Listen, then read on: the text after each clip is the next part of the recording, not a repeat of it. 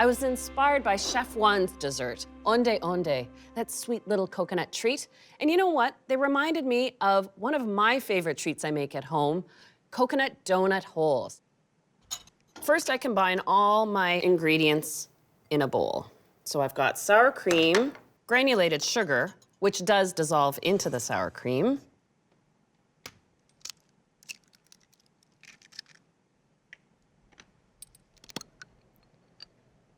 a little vanilla, and a touch of lime zest. I find that when I add the lime zest to my wet ingredients, I get a more even lime flavor in my donuts. Now I'll sift my dry ingredients, all-purpose flour,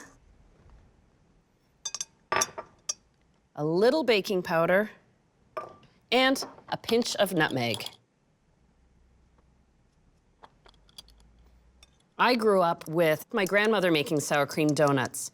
So just like Chef Juan appreciated his own family recipes, this is one of my favorites. I'll add the flour mixture to the wet mixture and just give this a little stir to combine it.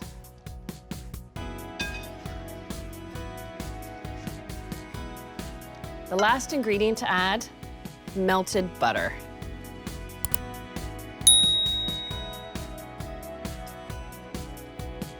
Now it's time to cook the batter, and where Chef Juan boiled his onde onde, I'm going to fry my donuts. I'm heating my oil to 190. The best tool to use for making donut holes is an ice cream scoop, and carefully drop them into the oil. These take about 4 to 5 minutes to cook.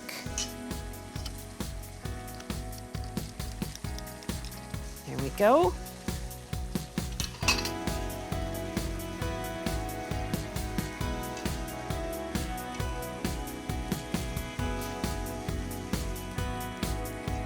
While these drain and cool down a little bit, I'm going to prepare the glaze. Remember how Chef Juan rolled his treats in coconut? Well, I'm doing the same, but I need a way to get them to stick and add a little sweetness. So I'm making a simple icing sugar glaze. I've got an egg white that I'll just loosen up by whisking. And now I have some sifted icing sugar, and I'll add about half of this, whisk it in to achieve a nice glaze consistency. Go, that seems just right. Grab my cooled little donut holes. And I have my flaked coconut. So I'll drop these into the glaze and just with my fingers, one at a time, completely dip them and then roll it in the coconut. This may be a sticky, messy job, but I find kids are quite quick to volunteer for this task.